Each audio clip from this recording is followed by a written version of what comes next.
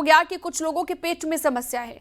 उन्होंने कहा कि मुझे ये भी लगा कि इस देश में सत्य बोलना बहुत कठिन है।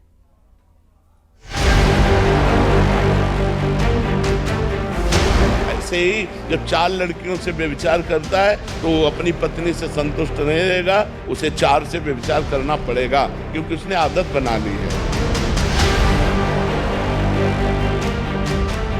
और आज का जमाना बड़ा उल्टा है। पहले साड़ी खींचने पर महाभारत होती थी, आज कोई पहनने को कपड़े कह दे तो महाभारत हो जाए। इस बात पे इंक्वायरी अच्छे से होनी चाहिए कि आइंदा आगे चल के किसी भी महिलाओं को लेके ऐसी बातें ना बोली जाए। इस देश में सत्य बोलना बड़ा कठिन है। आप कैसी बहू चाहती हो जो लेबन में रह के आए? आध्यात्मिक गुरु और कथावाचक प्रेमानंद जी महाराज के बयान पर हंगामा है कि थमने का नाम नहीं ले रहा है। कोई बयान को लेकर प्रेमानंद महाराज पर हमलावर है तो कोई उनके समर्थन में तर्क दे रहा है। समर्थक आरोप लगा रहे हैं कि प्रेमानंद महाराज के बयान को गलत तरीके से पेश किया जा रहा है। इस बीच प्रेमानंद महाराज के समर्थन में सामने आए हैं बाबा बागेश्वर धीरेन्द्र शास्त्री। प्रेमानंद महाराज के समर्थन वाला बाबा बागेश्वर का ये बयान सोशल मीडिया पर तेजी से वायरल हो रहा है, जिसमें बाबा बागेश्वर महाभारत की कहानी बताकर विरोधियों पर कटाक्ष कर रहे हैं। आप भी सुनिए। बड़ा अजीब जमाना आ गया, कहते हैं लोग मॉडर्न जमाना। पहले के जमाने में कोई कपड़े खींचे तो महाभारत हो जाती थी, और आज का जमाना बड़ा उल्टा है। पहले साड़ी खींचने पर महाभारत होती थी, आज कोई पहनने को कपड़े कह दे तो महाभारत हो जाए। बड़ा विचित्र जमाना आ गया। अगर कुछ कहो कहते हैं अपनी सोच बदलो, नियत बदलो। बिल्कुल सही। आगे आने वाले समय में उनके ऊपर FIR होगी जो कपड़े पहनने की बातें करें। दरअसल प्रेमानंद जी महाराज ने हाल ही में एक सवाल के जवाब में समाज के आचरण पर एक बात कही थी, जिसको लेकर महिला संगठनों ने उनका विरोध शुरू कर दिया। किसी ने बयान को शर्मनाक बताया तो किसी ने माफी की मांग की। वहीं प्रेमानंद जी महाराज ने विरोध करने वालों को भी जवाब दिया। उन्होंने कहा वो एक संत हैं और सच ही बोलेंगे, भले उनका सच कड़वा ही क्यों ना हो। आप भी प्रेमानंद जी महाराज का दोनों बयान सुनिए। ऐसे ही जब 4 लड़कियों से व्यभिचार करता है तो वो अपनी पत्नी से संतुष्ट नहीं रहेगा, उसे 4 से व्यभिचार करना पड़ेगा, क्योंकि उसने आदत बना ली है। हमारी आदतें खराब हो रही, हमारे बच्चों की आदत। तो ये सब जो मोबाइल चल गया है, जो गंदी बातें चल गई हैं, अब आजकल बहू मिलना और या पति मिलना बड़ा मुश्किल है, बड़ा मुश्किल है।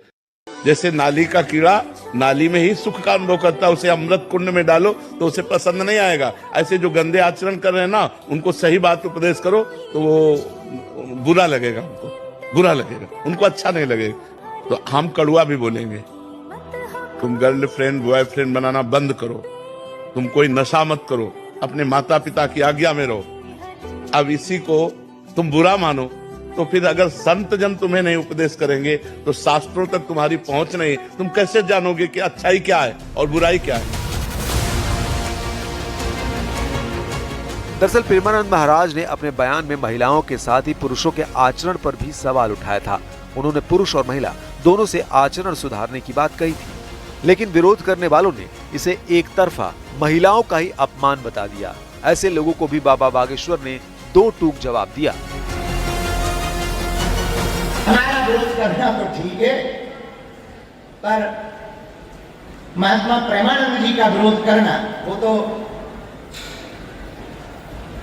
उपदेशक महात्मा है, बड़े अच्छे भजनानंदी महात्मा है,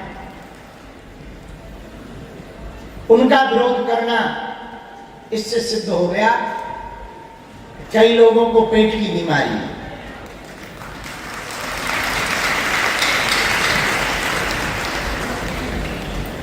उस दिन के बाद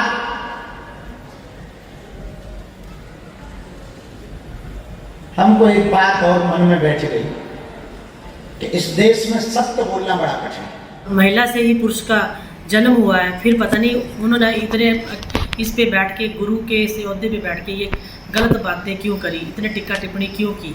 इस बात पे इंक्वायरी अच्छे से होनी चाहिए कि आइंदा आगे चल के किसी भी महिलाओं को लेके ऐसी बातें ना बोली जाए, किसी की माँ बहन बेटी के लिए ये बातें ना बोली जाएं।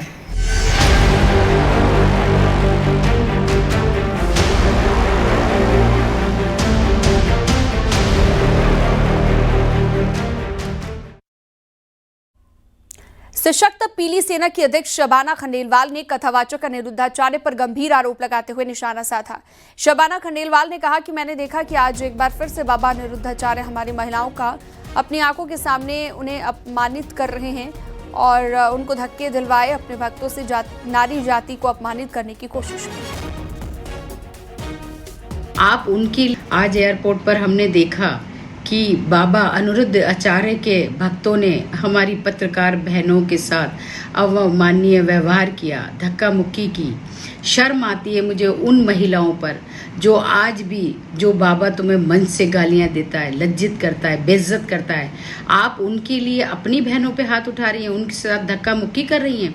अंधभक्ति के लिए तुम्हें शर्म आनी चाहिए। तुम्हारे परिवार के लोगों ने सिर्फ तुम्हें ऐसे बाबाओं की पूजा करने के लिए छोड़ा है, उनके इशारों पे नाचने के लिए छोड़ा है। ऐसी ही बहनों ने हमारे देश का नाम नीचे गिराया है और मैं सलाम करती हूँ अपनी उस पत्रकार बहनों को जिन्होंने वो सवाल उठाने की हिम्मत की उस बाबा के सामने।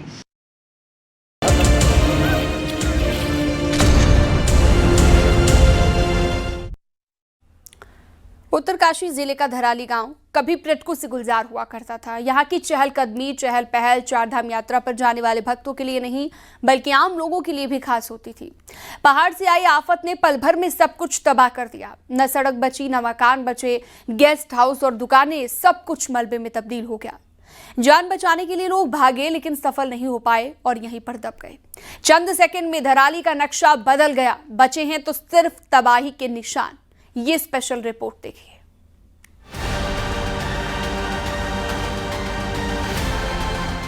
अपना ध्यान रखिए, आप लोग हैं, बच्चों का ध्यान रखिए। बाकी देखते हैं लाइट वगैरह, बिजली वहाँ भी नहीं आ रही होगी।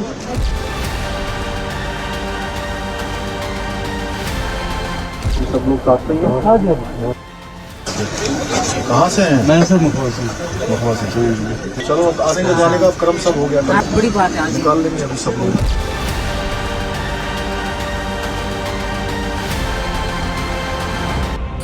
हर तरफ तबाही और बर्बादी के निशान।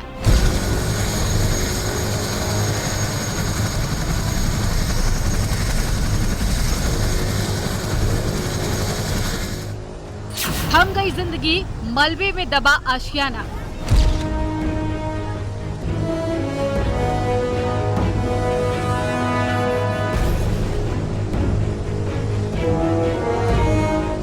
मैं हर्षिल को गिरते हुए देखा है आंखों से। उधर ही से हम लोग गुजर रहे थे तो हम लोग जैसे तैसे बच के वो रात निकाले हैं। पहले थी चहल पहल, अब सितम और मातम।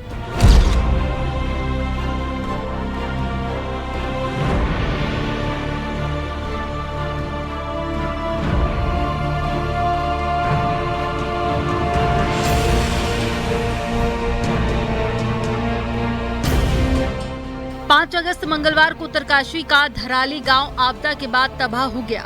जहां पहले कभी बड़े बड़े होटल, मकान और गेस्ट हाउस हुआ करते थे, अब सिर्फ तबाही के निशान है। जिला मुख्यालय से धराली की दूरी लगभग 35 किलोमीटर है, लेकिन खीर गंगा की तबाही के बाद में यहां पहुंचना मुश्किल है। घरों में मलबा है, मकान जमींदोज हो चुके हैं, स्थानीय लोग भी मलबे में दफन हो गए हैं। अब इस गाँव का अस्तित्व ही लगभग खत्म हो चुका है और इसीलिए लोग कह रहे हैं, एक थी धराली। मकान हमारे बह गए, मकान पूरा नहीं है वहाँ पे कुछ। अच्छा, और कोई लोग भी थे उसमें? नहीं, लोग नहीं थे, हमें दोनों थे उसमें। मंदिर। अच्छा, कितना नुकसान हुआ आप लोगों का? हमारा तो बहुत ज्यादा। मकान बह गया, सारे सामान जो अमेरिका से थे पूरे बर्तन, पैसे, पानी से चले गए सारे। मंदिर, हमारे मंदिर का जो है मूर्ति भी चले गए। क्या बचाना, हमें जान बचानी पड़ी।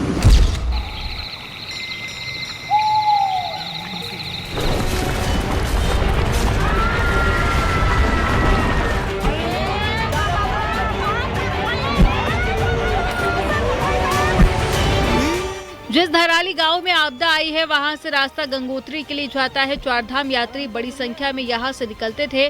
पहाड़ के ऊपरी हिस्से से जहां से खीर गंगा मलबा लेकर आई, उस जगह का नाम है मुखवा। मुखवा मां गंगा का शीतकालीन प्रवास स्थल है। जब चारधाम यात्रा समापन के बाद भी गंगोत्री धाम के कपाट बंद होते हैं तो मां गंगा की डोली यहीं पहुंचती है। उधर धराली से हर्षिल की दूरी भी सिर्फ 6 किलोमीटर है। हर्षिल में भी सेना के कैंप ने उस दिन तबाही को करीब से देखा। पहाड़ से खीर गंगा के रास्ते आई मुसीबत में धराली का नामो निशान मिट गया। एकदम से ऊपर प्रेशर आया, सीधे कुछ पता नहीं चल पाया सर, कुछ मौका ही नहीं मिल पाया, तो उसके ऊपर फंसे रहे सर। ये चोट कैसे लगी आपको? सर फिर वो केबल से लग गई सर, केबल टूट गया ऊपर से, उससे लग गया और फिर उस पर फंसे रहे 1.5 घंटे तक। उसके बाद सर पीछे लास्ट चांस पे फिर पीछे से छलांग मार के फिर जाना पड़ा सर।